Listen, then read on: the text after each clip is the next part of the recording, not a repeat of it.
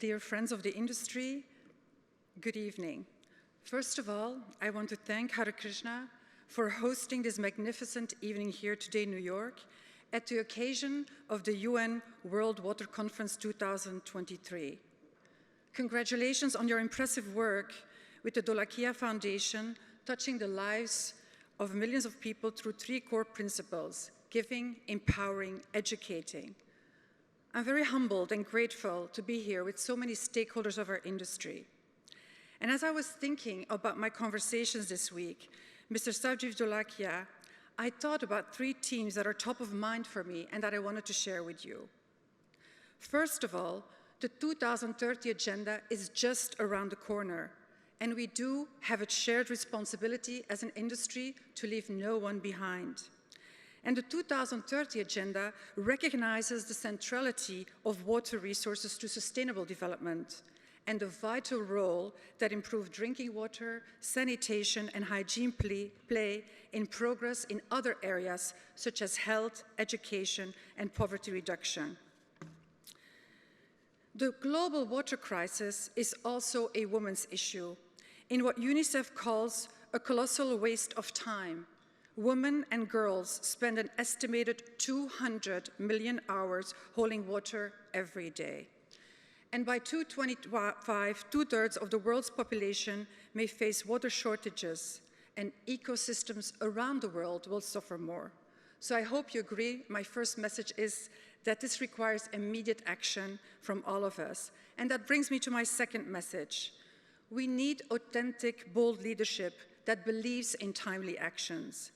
And bold leadership for me means someone thinking beyond existing organizational and systematic limits and the willingness to act and accelerate within a multi-stakeholder environment and to explore new kinds of collaborations to drive that change. And in that context, we are very humbled and honored that Hare Krishna has joined the Watch and Drew Initiative 2030 today.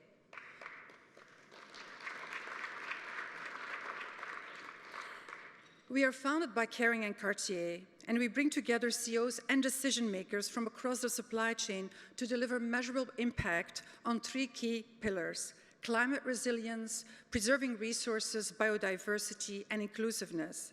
We are humble, we are small, but we're ambitious. And today we have 35 members, including many leading brands like Gucci, Pomelato, Jaeger-LeCoultre, Piaget, Chanel Jewelry, Rosie Blue, Dimexon, Diarov, Swarovski, Pandora, and of course also GIA, who's present.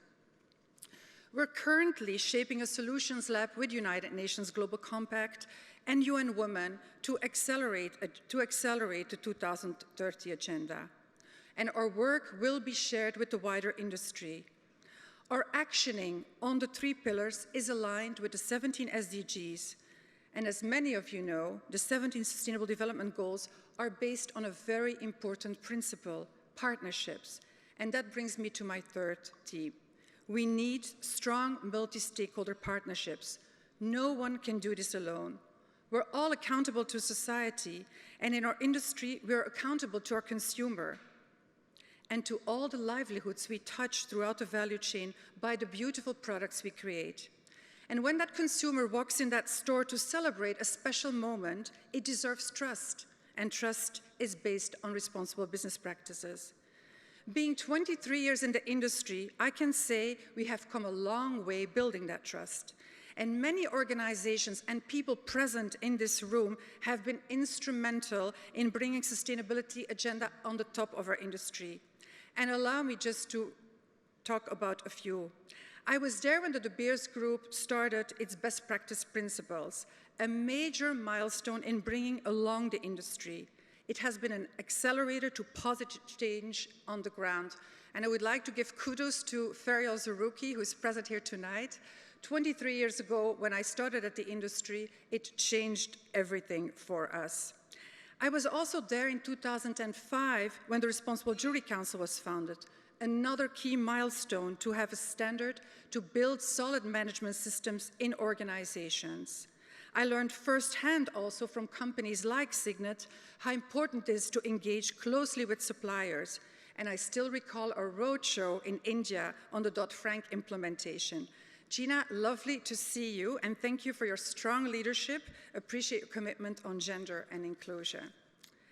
So I guess we all agree, we're all connected, and it's only through that connection and our actions that we can deliver to the promise to our consumer. So yes, the time is right to accelerate all together. Stronger collaborations with governments to develop regulatory frameworks and disclosure measures that end SDG greenwashing, bluewashing, and hold the private sector accountable. I think we agree that integrity is at the heart of the jewelry dream we sell to consumers. And we also need to ensure that SMEs are not left behind, and that will require a collective effort on education and practical guidance from all of us. Dear friends, we live on this beautiful planet called Mother Earth. We all know there's no planet B. So let me end with a quote from Mother Teresa that I received actually from Susan Jacques this week that brightened up my day. I alone cannot change the world, but I can cast a stone across the waters to create many ripples. Let's cast many stones together. I thank you and we're very humbled that Hare Krishna has joined the Watch and Drew Initiative 2030. Have a magnificent evening.